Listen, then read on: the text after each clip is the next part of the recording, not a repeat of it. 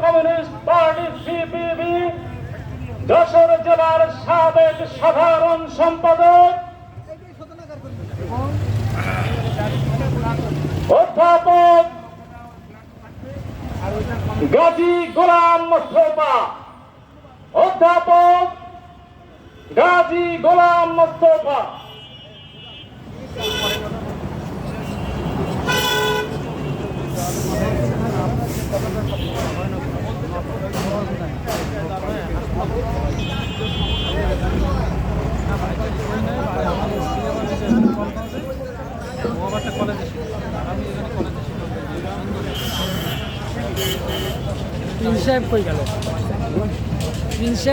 Comrade সভাপতি বাংলাদেশের communist party Monirampur উপজেলা কমিটি আয়োজিত দক্ষিণ মাতা বাস স্ট্যান্ডের আজকের এই সমাবেশে আমাদের কেন্দ্রীয় কমিটির বিপ্লবী সাধারণ সম্পাদক কমরেড সর্দার রহিন হোসেন প্রিন্স সহ আমাদের পার্টির যে সমস্ত নেতা কর্মী উপস্থিত আছেন, মনিরামপুর উপজেলা বিভিন্ন রাজনৈতিক দলের যে সমস্ত নেতা কর্মী উপস্থিত আছেন এবং এই বাজারে ব্যবসায়ী সহ বিভিন্ন শ্রেণী পেশার মানুষ, আমি আপনাদের সবাইকে পার্টির পক্ষ থেকে এবং আমার ব্যক্তিগত পক্ষ থেকে শুভেচ্ছা জানাই। গত এক মাস মনিরামপুরের বহু জনপদ কখনো বন্ধুদের সহযোগিতা নিয়ে, কখনো নিজের পরিচয় গোপন রেখে মনিরামপুরের এক প্রান্ত থেকে আর এক প্রান্ত পর্যন্ত আমি ছুটেছি। আপনারা এখানে যারা আছেন, মনিরামপুরে যারা বসবাস করেন, ভ্যান চালক থেকে শুরু করে টেম্পু চালক, ইজি বাইক থেকে শুরু করে ফুটপাতের দোকানদার, একজন অফিসের কেরানি থেকে ব্যাংকের ম্যানেজার, থানার ওসি থেকে শুরু করে সর্বোচ্চ পর্যায়ের লোকের সঙ্গে আমি কথা বলেছি। আমি জিজ্ঞাসা করেছি তাদের কেমন আছেন আপনারা, এবং আমাদের পার্টির যারা এখানে আছে তাদের যদি প্রশ্ন করি কেমন আছেন আপনারা, লৌকিকতার খাতিরে বলবেন আপনারা মোস্তফা ভাই, মোস্তফা দাদা, আমরা খুব ভালো আছি। কিন্তু আপনাদের চেহারা দেখলে যেসব হাট বাজারে 5,000 10,000 লোক জমায়েত হয়, সেসব হাট বাজারে লোকজনের চেহারা দেখলে আমার মনে হয়নি বাংলাদেশের মানুষ ভালো আছে। তাহলে 5 তারিখে যারা বলছে আমরা একটা দ্বিতীয় স্বাধীনতা এনেছি, যারা বলছে এখানে একটা বিপ্লব ঘটে গেছে, তাহলে কেন মানুষের মুখে হাসি নাই? আমাদের হাত দিয়ে আমরা যখন ছাত্র কর্মী স্বৈর শাসকের সাথ, যার পেটোয়া পুলিশ বাহিনী, তৎকালীন বিডিআর এবং আর্মি সহ আরেকটি ঘাতক দলের কর্মী জামাত ইসলামী ছাত্র সংগঠন, ইসলামী ছাত্র শিবির প্রতিনিয়ত তাদের বিরুদ্ধে আমাদের লড়তে হয়েছে। আমরা ভেবেছিলাম এরশাদ পতনের পর এক গণতান্ত্রিক বাংলা আমরা পাবো। এরপর 2001 সাল থেকে 2006 সাল বেগম খালেদা জিয়া এবং জামাত ইসলামের নেতৃত্বের 4 দলীয় জোট তারা ক্ষমতায় এসে কি করেছিল সেদিন? শুধু সাধারণ মানুষ হত্যা করেনি, মন্ত্রী এমপি পর্যন্ত তারা হত্যা করেছে, সাংবাদিক পর্যন্ত হত্যা করেছে। কিন্তু আমাদের জননেত্রী, আমরা যাদেরকে মুক্তিযুদ্ধের নেতৃত্ব দানকারী দল হিসাবে বাংলাদেশের মানুষ ইতিহাস লেখে, বহির্বিশ্বের মানুষ ইতিহাস লেখে, সেই আওয়ামী সরকারের প্রধান এবং তার দল গত 15 বছর 8 মাসে বাংলাদেশের মানুষকে কি করেছে ব্যাখ্যা করার কোনো প্রয়োজন নাই। ছোটবেলায় আমরা সংবাদ পড়তাম, সংবাদের খবরের আগে আমরা 5 পাতা এবং 7 পাতা দেখতাম, পাঁচ পাতায় থাকতো আমাদের নায়ক নায়িকা, আমাদের বাংলাদেশের চলচ্চিত্রে অভিনেতা অভিনেত্রীদের ছবি, আর সাত পাতায় থাকতো খেলার খবর। আমরা নিজেরা ভাবতাম যে আমরা যখন বড় হব, চেহারা যদিও খারাপ, নায়ক না হইতে পারলেও একজন অভিনেতা হিসেবে আমরা বাংলাদেশের মানুষের কাছে পরিচিতি, বাংলাদেশের মানুষের কাছে আমরা ভালোবাসা পেতে চাই। আমাদের শারীরিক যোগ্যতা না থাকলেও আমরা স্বপ্ন দেখতাম যে আমরা একজন খেলোয়াড় হব। আজকের পত্রিকার পাতায় আমি তাকাতে পারি না, প্রথম পাতায় বাংলাদেশের টপ স্টারদের ছবি থেকে কে কত টাকার মালিক, শুধু জনগণের কাছ থেকে চাঁদা গ্রহণ করে নাই, এই মনিরামপুরের দোকানদারের কাছ থেকে তারা হুমকি দিয়ে শুধু টাকা নেয়নি, এই মনিরামপুরের মাটিতে প্রত্যেকটা জনগণের জিম্মি করে তারা যখন ক্ষমতায়, তারা তখন তাদের কাছ থেকে জোর করে টাকা নিয়েছে।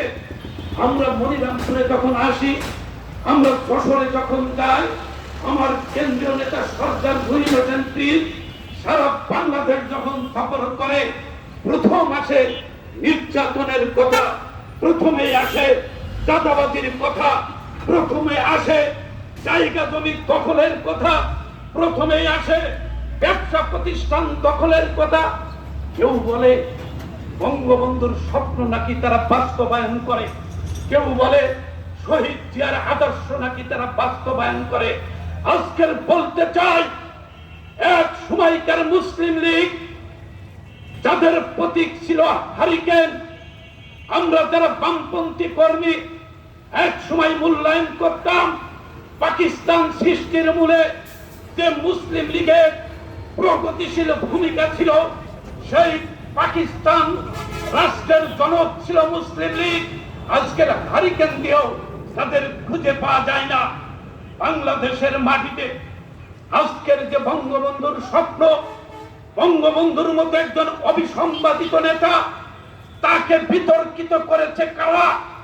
আজকের বাংলাদেশের মাটিতে যে ভাস্কর্য ভাঙ্গা হয়, কাদের পাপে ভাঙ্গা হয়, বাংলার জনগণ জানে। আমরা বলতে চাই, আমরা বাংলাদেশের কমিউনিস্ট পার্টি, আমরা বঙ্গবন্ধুকে শ্রদ্ধা করি।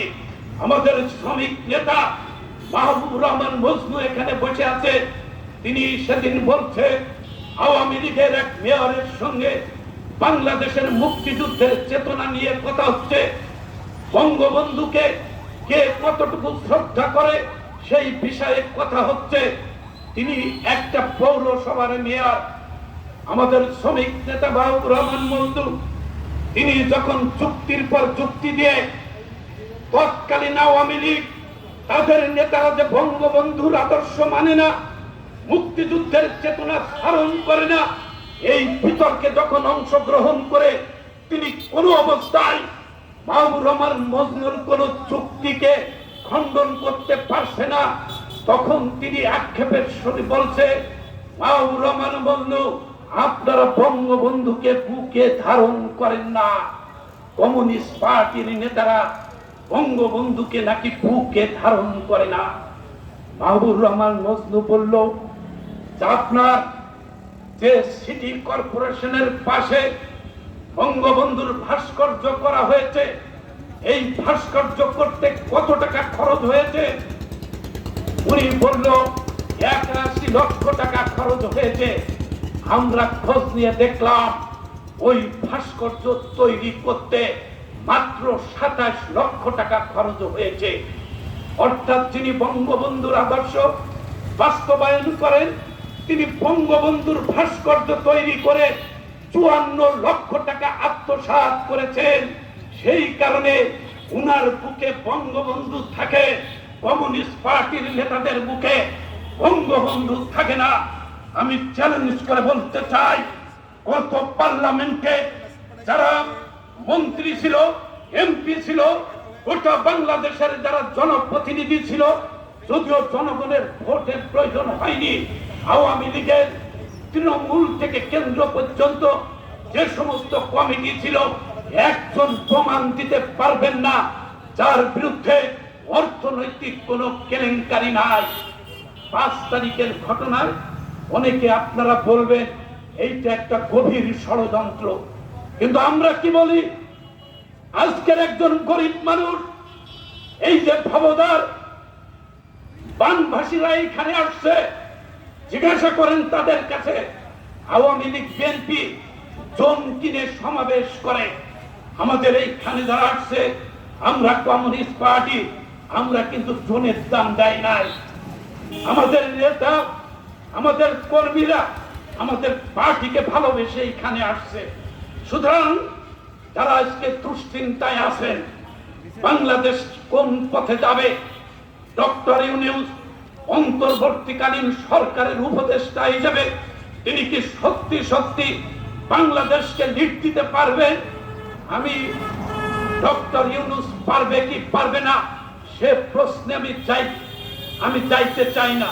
তবে একটি কথা আজকের প্রথম আলোয়, যে আমেরিকার বিরুদ্ধে আমরা নানা কারণে অনেক কথা বলি, কিন্তু এটাও বাস্তব, আজকের যে বিশ্ব রাজনীতি, যদি বাংলাদেশে কেউ ক্ষমতায় থেকে বিরোধী দলের রাজনীতি করতে চায়, সারা পৃথিবীর সরকারগুলোর সঙ্গে, সারা পৃথিবীর ব্যবসায়ীদের সঙ্গে, সারা পৃথিবীর পণ্ডিতদের সঙ্গে, সারা পৃথিবীর পরিবেশবাদীদের সঙ্গে আমাদের একটা সম্পর্ক থাকবে, যে সম্পর্ক করতে বাংলাদেশের জাতীয়তাবাদী দল পারে না, যে সম্পর্ক করতে বাংলাদেশের বড় রাজনৈতিক দল আওয়ামী লীগ পারে না, যে সম্পর্ক তৈরি করতে মৌলবাদীদের পারার কোনো প্রশ্নই ওঠে না। আজকের সেই কারণে আমার দেশের গরিব মানুষেরা বাজারে যে 400 টাকা জন দিয়ে 4 জন যদি ফ্যামিলি হয়, সে আজ নিজের খাবার কিনতে পারে না। আমি আওয়ামী লীগের নেতাদের প্রশ্ন করেছি যে আমি 2016 সাল দেশের বাইরে চলে গেছি, 2024 সালে প্রতিটা জিনিসের দাম, আমি তাদের প্রশ্ন করেছি যে আমাদের যারা দেশ পরিচালনা করছে, বাংলাদেশের জনগণ কি ডলারে বেতন পাচ্ছে? আমি প্রশ্ন করেছি যে আজকের বাংলাদেশের যে শ্রমজীবী মানুষ যারা জন খাচ্ছে, তাদের কি ডলারে পে করা হচ্ছে? কিভাবে বাংলাদেশের মানুষ বেঁচে আছে? 18 কোটি জনগণের 1.5 কোটি বাইরে আছে। এই 1.5 কোটি যদি টাকা না পাঠাইতো, এই 1.5 কোটি যদি রেমিটেন্স না পাঠাইতো, যে চেহারা নিয়ে আপনারা আছেন, এই চেহারাও কিন্তু আজকের থাকতো না। খেয়াল করে দেখবেন, বাংলাদেশের 16 কোটি লোক শারীরিক ভাবে সুস্থ না। বাংলাদেশের 16.5 কোটি লোক দেশের ভেতরে যারা আছে, মানসিক ভাবে তারা সুস্থ না। তাহলে মুক্তিযুদ্ধের চেতনা, অসাম্প্রদায়িক বাংলা, শোষণ মুক্তির বাংলা কিভাবে গঠন করবে তারা? যে মানুষ শারীরিক ভাবে, যে মানুষ মানসিক ভাবে সুস্থ না, সে সুস্থ রাজনীতি করে কিভাবে? অথচ আমাদের নেতা নেত্রীরা পার্লামেন্টে দাঁড়িয়ে যে বক্তৃতা দেয়, পার্লামেন্টে দাঁড়িয়ে বলে বাংলাদেশে উন্নয়নের জোয়ার হচ্ছে, বাংলাদেশ নাকি ডিজিটাল অতিক্রম করে স্মার্ট হয়ে গেছে। আমি আওয়ামী লীগের বহু নেতাদের বলেছি, আমি তো বাংলাদেশে এসে বাংলাদেশের কোনো উন্নয়ন আমার চোখে পড়ে না। মনিরামপুর বাজারে আপনি চলতে পারেন না। মনিরামপুর ব্যবসায়ীদের কাছে শোনেন, ছোট ব্যবসায়ী যে আছে পুঁজি হারাচ্ছে। এখানে যারা বক্তৃতা শুনছেন, এনজিওর কাছ থেকে ঋণী, ব্যাংকের কাছ থেকে ঋণী ব্যক্তি মানুষ 1 লক্ষ টাকা দিয়ে মাসে 10,000 টাকা সুদ দিচ্ছে, যেখানে ব্যাংক এবং পোস্ট অফিস 850 থেকে 900 টাকার বেশি আমার মুনাফা দিচ্ছে না। সেখানে ব্যক্তি মানুষ 1 লক্ষ টাকা আপনাকে দিয়ে আজকের সেখানে মাসে 10,000 টাকা নিচ্ছে। আপনাদের প্রশ্ন জাগে না? আপনারা এদের বিরুদ্ধে বিদ্রোহ করতে চান না? বাংলাদেশের সমস্যা হলো, আজকেও যদি আমরা ভোটের ব্যবস্থা করি, আজকে যদি নির্বিঘ্নে আপনার ভোটের ব্যবস্থা করি, তো আপনি ক্যান্ডিডেটের কাছ থেকে যে টাকা নেবেন না, তার কিন্তু কোনো গ্যারান্টি নাই। আজকের ভ্যান চালকদের নির্বাচন হলে ভোট কিনে নেতা নির্বাচন করতে হয়। শিক্ষা প্রতিষ্ঠানে ম্যানেজিং কমিটির নির্বাচন হলে আমি কোনোদিন শুনি নাই যে ম্যানেজিং কমিটির সভাপতি নির্বাচনে এমপি মন্ত্রীকে টাকা দিতে হয়। আমি কোনোদিন শুনি নাই শিক্ষা প্রতিষ্ঠানে অভিভাবক নির্বাচন করতে গেলে টাকা দিতে হয়। সুতরাং আমরা কমিউনিস্টরা, আমরা বাংলাদেশের জনগণের কাছে আমরা সেই কারণেই আমরা আশাবাদ তাদের কাছে ব্যক্ত করতে পারি, যারা প্রাণের টানে এই দক্ষিণ বাস স্ট্যান্ডে সমাবেত হয়েছে, এরাই আগামী বাংলাদেশ গড়বে। আমাদের কাছে মনিরামপুরের অনেকে প্রশ্ন করে যে মোস্তফা ভাই, আপনারা নির্বাচনে আপনাদের পাই না, আমরা সেই কারণে কাকে ভোট দেব? ওই চোর ছাড়া আমরা বাংলাদেশে কোনো প্রতিনিধি পাই না।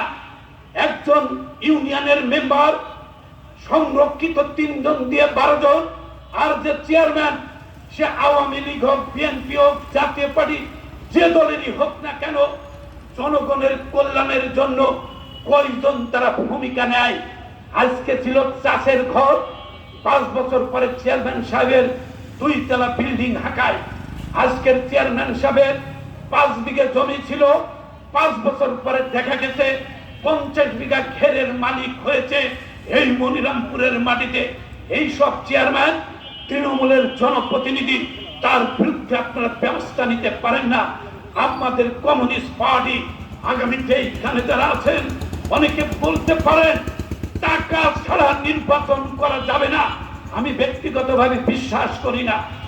আমি বিশ্বাস করি বাংলাদেশের কমিউনিস্ট পার্টির নেতা এবং কর্মীরা ছোট্ট একটা লিফলেট করে নিজের পরিচয়টা লিখে মেম্বার হলে কি করতে চান, চেয়ারম্যান হলে কি করতে চান, উপজেলা চেয়ারম্যান হলে কি করতে চান, ভাইস চেয়ারম্যান হলে কি করতে চান, পৌরসভার মেয়র কাউন্সিলর হলে কি করতে চান, এমপি হলে কি করতে চান, জনগণের কাছে বলেন, জনগণের দ্বারে দ্বারে চলে যান। আমি বিশ্বাস করি বাংলাদেশের মাটিতে পশ্চিম বাংলার কমিউনিস্টরা তারা যদি তাদের দাবি আদায়ের জন্য 6 মাস যদি তারা রাজপথ দখল করে দিল্লি অচল করে দিতে পারে, আমার মনিরামপুরের এই যে পূর্ব এলাকার বানভাসীরা তাদের যদি পুনর্বাসন করা না হয়, তাদের ফসল যেটা ডুবে গেছে তার ক্ষতিপূরণ যদি না দেওয়া হয়, তাদের মাছের ঘের যেটা ভেসে গেছে সেটা যদি না দেওয়া হয়, মনিরামপুরের মাটিতে আমরা কাউকে জনপ্রতিনিধি হিসাবে তাদেরকে আমরা ভোট দেব না। ভোট যখন চাইতে যাবে কড়াই গন্ডায় আমাদের দাবি আমাদের তাদের কাছ থেকে শুনে নিতে হবে। প্রিয় ভাই ও বোনেরা আমার, আজকে আমাদের কেন্দ্রীয় নেতা এখানে বক্তৃতা করবেন। আমি আর আমার বক্তব্য দীর্ঘ করতে চাই না। আমার এইখানে আমার রাজগঞ্জ থেকে ভ্যান চালক আমার চাচা নাম হলো আনু, এখানে যান, এখানে আলো মারছে। আমি তাদের জিজ্ঞাসা করছি তোমাদের ছেলে মেয়েদের লেখাপড়ার খবর কি? আমারে বলছে চাচা করোনায় গেছে 2 বছর, কোনো লেখাপড়া হয় নাই। বৈষম্য বিরোধী ছাত্র আন্দোলনের নামে সবাইকে দায়ী করছি না। এক শ্রেণীর ছাত্র তাদের মধ্যে অছাত্র ঢুকে কলেজ, ইউনিভার্সিটি, হাই স্কুল, মাদ্রাসা এমনকি প্রাইমারি শিক্ষকদের তুই করে সম্বোধন করছে। ভোট তুই চেয়ার থেকে জোর করে তার পদত্যাগ পত্রে সই করাইতে বাধ্য করেছে। প্রিয় ভাই ও বোনেরা আমার, বাংলাদেশের মাটিতে যে করোনায় 2 বছর গেছে, আজকে বাংলাদেশের শিক্ষকরা আজকের তারা কি পড়াইতে পারবে? মনিরামপুরের লোকের কাছে যদি আমি প্রশ্ন করি, পুলিশ ভাইরা দায়িত্ব পালন করতে পারছে না। কেন পারছে না? শাসক গোষ্ঠী এই পুলিশকে ঠ্যাঙ্গাড়ি বাহিনীতে পরিণত করেছে। যে পুলিশ বিরোধী দলের সভা সমাবেশ করতে দেয়নি, যে পুলিশ নিজে বাদী হয়ে আমি বিএনপির রাজনীতি, আমি জামাত ইসলামীর রাজনীতির আদর্শ আমি ব্যক্তিগতভাবে সমর্থন করি কি করি না, কিন্তু অন্যায়ভাবে তাদের নেতাদের 5টা না 7টা না 20টা 30টা মিথ্যা মামলা দেওয়া হয়েছে। দেশের ভিতরে নাই, বিদেশে আছে, তার নামেও মামলা। মৃত্যুবরণ করেছে, তার নামেও মামলা। ইহার নাম কি আমাদের মুক্তিযুদ্ধের বাংলাদেশ? জবাব দিতে পারবেন আপনারা। সুতরাং বলতে চাই, এই 5 তারিখের পরে যারা মনে করছে যে আওয়ামী লীগ এখন আর নাই, আমরা সামনে নির্বাচনে আসব, আমরাই ক্ষমতায় আসব, তারা চাঁদাবাজি শুরু করছে। তাদের নেতৃত্ব ইতিমধ্যেই সারা বাংলাদেশ